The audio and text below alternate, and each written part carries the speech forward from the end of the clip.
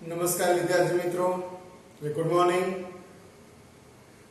આપણે last time નિયત સંબંધની અંદર છેલ્લે નિયત સંબંધ મોડેલની વાત કરી હતી.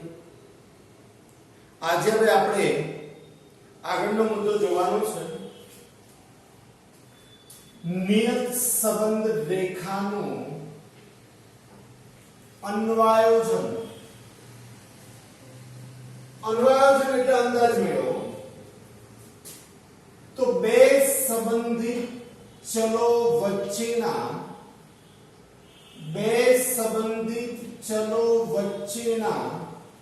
સંબંધનો શ્રેષ્ઠ અંદાજ આપતી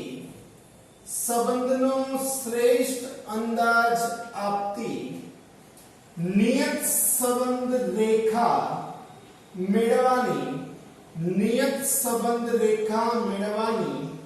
પદ્ધતિને નિયત સંબંધ રેખાનું અન્વયોજન કહે છે. અન્વયોજન એટલે અંદાજ મેળવવો. ફરીથી, બે સંબંધિત ચલો વચ્ચેના સંબંધનો શ્રેષ્ઠ અંદાજ આપતી નિયત સંબંધ રેખા મેળવવાની પદ્ધતિને નિયત સંબંધ રેખાનું અન્વયોજન કહે છે. નિયત સંબંધ રેખાના અન્વયોજનની મુખ્ય બે પદ્ધતિઓ છે. આપણે નિયત સંબંધ રેખાનો અંદાજ મેળવવો હોય તો એના માટે આપણી જોડે બે પદ્ધતિઓ છે. જેમાં પહેલી છે વિકર્ણ આકૃતિની રીત અને બીજી છે ન્યૂનતમ વર્ગોની રીત. નિયત સંબંધ રેખાના અન્વયોજનની બે પદ્ધતિઓ છે. પહેલી વિકર્ણ આકૃતિની રીત અને બીજું ન્યૂનતમ વર્ગોની રીત. પછી આપણો એક સવાલ આવે છે ત્રુટિ. જે આપણે નિયત સંબંધ મોડેલમાં છેલ્લે લખ્યું હતું u બરાબર ત્રુટિ ચલ, વિક્ષેપ ચલ એવું લખ્યું હતું. તો કે ત્રુટિ ચલ એટલે શું, વિક્ષેપ ચલ એટલે શું? તો કે સાપેક્ષ ચલ y ની અવલોકિત કિંમત y, આપણને જે x અને y બે આપ્યા હોય એમાં y સાપેક્ષ ચલ છે. તો સાપેક્ષ ચલ y ની અવલોકિત કિંમત y અને તેની અનુમાનિત કિંમત y કેપ, આપણે એની અનુમાનિત કિંમત y કેપ શોધવાના. y કેપ વચ્ચેના તફાવતને ત્રુટિ કહે છે. ત્રુટિને આપણે એ વડે દર્શાવીએ છીએ, e બરાબર y માઈનસ y કેપ થાય. તો આપણને એવો અંદાજ છે કે જ્યારે x બરાબર 20 હશે ત્યારે y બરાબર 25 એવું આપણી ધારણા છે. પણ આપણે જ્યારે શોધ્યું તો y કેપ બરાબર આપણને 27 મળે.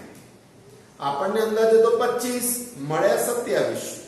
તો y માઈનસ y કેપ 25 માંથી 27 તમે માઈનસ બાદ કરો તો -2 આવશે. આપણી કિંમતમાંથી અંદાજિત કિંમત બાદ એટલે આપણે ત્રુટિ બતાવે છે કે ભાઈ આટલો તફાવત, આટલું વેરીએશન આવે છે. તો આને આપણે કહીશું ત્રુટિ ચલ. આ બી અગત્યની વ્યાખ્યા છે તમારી. હવે આવશે નિયત સંબંધાંક b. જે આપણે નિયત સંબંધ રેખા શોધીએ ત્યારે આપણે a અને b બે અચળાંકો શોધવાના હોય છે. તો બીજો જે અચળાંક છે આપણે નિયત સંબંધ મોડેલમાં લખ્યું હતું કે a અને b બે અચળાંકો છે. તો એમાં જે b છે ને એને નિયત સંબંધાંક કહેવાય. યાદ રાખજો, જેમ પેલું સહસંબંધાંક એટલે r, તો એ નિયત સંબંધાંક એટલે આપણે b કહીશું.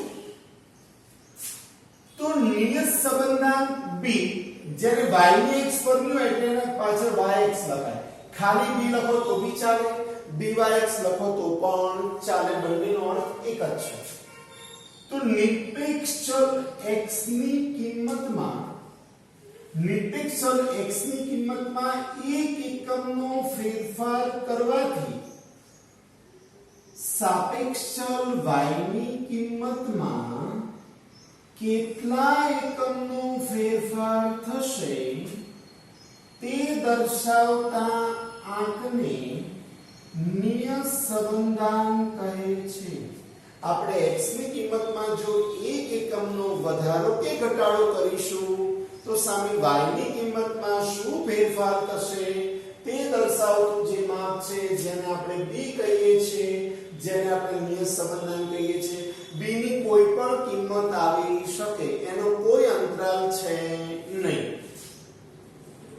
નેક્સ્ટ પોઈન્ટ છે આપણો નિયત સંબંધ રેખાઓ બે છે. એક x ની y પરની નિયત સંબંધ રેખા અને બીજી y ની x પરની નિયત સંબંધ રેખા. જૂના અભ્યાસક્રમમાં આપણે બંને હતી, પણ નવા અભ્યાસક્રમની અંદર માત્ર એક જ છે y ની x પરની નિયત સંબંધ રેખા. તમારે એક જ શોધવાની છે, બધા દાખલામાં y ની x પરની છે. તો y ની x પરની નિયત સંબંધ રેખા મેળવવાની ન્યૂનતમ વર્ગોની રીત આપણે બે રીત જોઈ હતી, વિકર્ણ આકૃતિની રીત અને ન્યૂનતમ વર્ગોની રીત. તો અત્યારે આપણે પહેલા અભ્યાસ કરી રહ્યા છીએ ન્યૂનતમ વર્ગોની રીતનો. આનો દાખલો તમારે 5 માર્કમાં પૂછાતો હોય છે. તો y ની x પરની નિયત સંબંધ રેખા મેળવવાની ન્યૂનતમ વર્ગોની રીત. તો નિયત સંબંધની શ્રેષ્ઠ અન્વયોજિત રેખા મેળવવાની રીત ન્યૂનતમ વર્ગોની રીત છે. એક માર્કમાં પૂછાશે કે નિયત સંબંધ રેખાનું અન્વયોજન કરવાની શ્રેષ્ઠ રીત કઈ, તો યાદ રાખજો ન્યૂનતમ વર્ગોની રીત.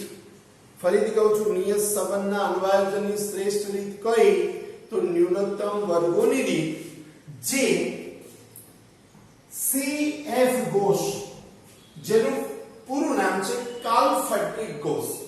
CF ગૌસ જેનું પૂરું નામ છે કાર્લ ફ્રેડરિક ગૌસે આપી હતી. કદાચ એક માર્કમાં પૂછાય કે ભાઈ ન્યૂનતમ વર્ગોની રીત કોણે આપી, તો લખવાનું છે CF ગૌસે, અને જો ફૂલ ફોર્મ તમને આપ્યું હોય તો એનું નામ થશે કાર્લ ફ્રેડરિક ગૌસ.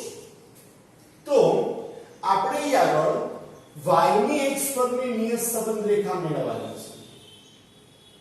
y ની x પરની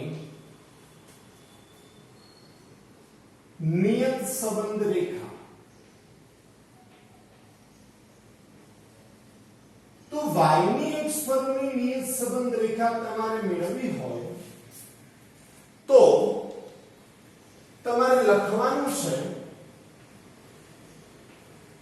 y કેપ બરાબર a plus bx.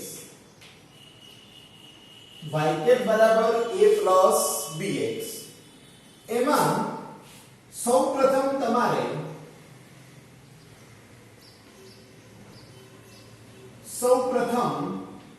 b શોધવા પડે. સૌપ્રથમ તમારે b શોધવાના છે. તો b શોધવાના આપણી જોડે ત્રણ સૂત્ર છે.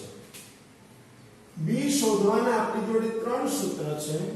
એક તો આપણે જોયું હતું કે જ્યારે મધ્યક પૂર્ણાંક હોય, યાદ હોય તો આપણે સહસંબંધની અંદર જોયું હતું, તો અહીં આગળ જો તમે x બાર અને y બાર શોધો અને જો એ પૂર્ણાંકમાં આવે તો b બરાબર સિગ્મા x માઈનસ x બાર ઇન્ટુ y માઈનસ y બાર અપોન અહીં આગળ રૂટમાં ખાલી x વાળું પદ લખવાનું છે, કારણ કે y ની x પદની હોય ને એટલે એને byx કહેવાય. y ની x પરની નિયત સંબંધ રેખા હોય એટલે એને આપણે byx કહેતા હોઈએ છીએ. તો અહીં માત્ર તમારે x વાળું પદ જ લખવાનું છે, સિગ્મા x માઈનસ x બાર નો હોલ સ્ક્વેર. આ સૂત્રનો ઉપયોગ ક્યારે કરીશું, તો જ્યારે મધ્યક પૂર્ણાંક હોય.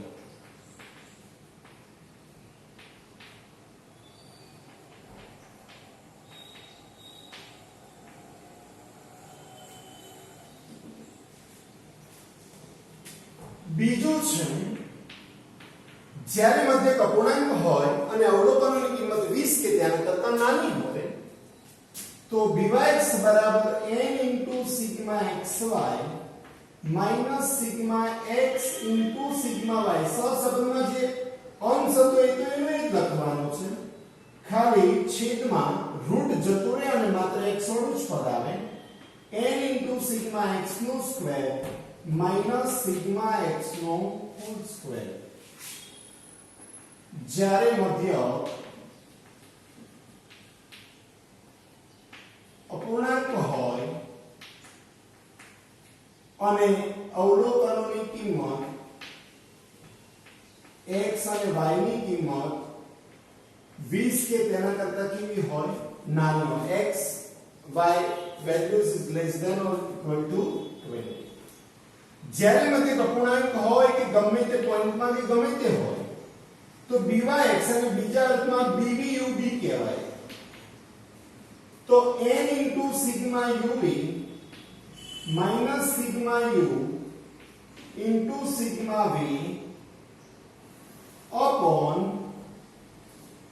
n * sigma u નો સ્ક્વેર minus sigma u નો હોલ સ્ક્વેર. તો જ્યારે આ સૂત્ર તમે બધે જ વાપરી શકો.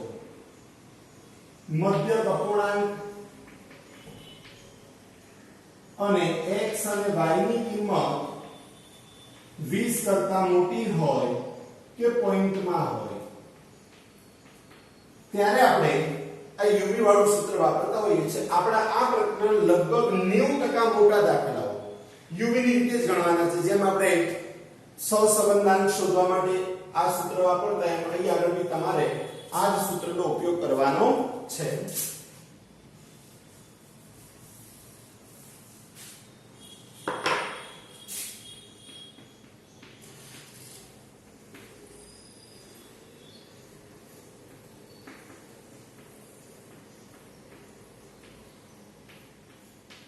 તો સૌપ્રથમ આપણે પહેલા b શોધવાના છે. તમને b ની કિંમત મળી જાય ને એટલે આપણે a શોધવાના છે. એને અંતઃખંડ બી કહી શકાય.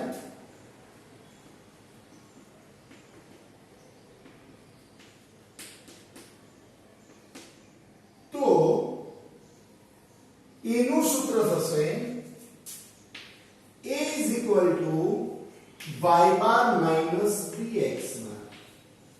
A is equal to થશે y bar minus bx bar. A is equal to y bar minus bx bar. હવે આપણે નિયત સંબંધ રેખા લખી દેવાની.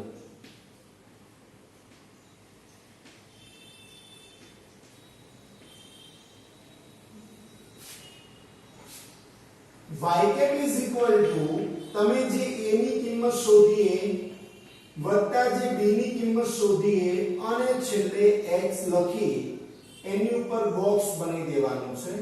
તમને દાખલામાં કીધું હશે નિયત સંબંધ રેખા મેળવો. તો તમારે આ નિયત સંબંધમાં a અને b ની કિંમત લખી x બની એને બોક્સ બનાવવાનું એટલે એને નિયત સંબંધ રેખા કહેવાય. પછી જો તમને દાખલામાં કીધું હોય કે x બરાબર જો આટલા હોય તો y ની અન્વયોજિત કિંમત મેળવો અથવા અનુમાનિત કિંમત મેળવો તો તમારે અહીંયા આગળ x બરાબર ખાલી જગ્યા લેતા અહીં તમે x ની કિંમત મૂકશો એટલે તમને y ની અંદાજિત કિંમત y કેપ મળશે.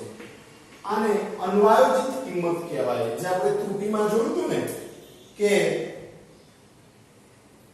અનુમાનિત કિંમત y કેપ, તો આ જે આપણે શોધી એ આપણે અનુમાનિત કિંમત y કેપ શોધી.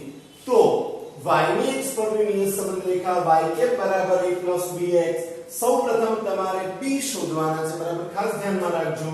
તો ત્રણ સૂત્રમાંથી તમને જે માહિતી આપી હોય એ માહિતી અનુરૂપ સૂત્ર લગાવી તમારે b શોધવાનું છે.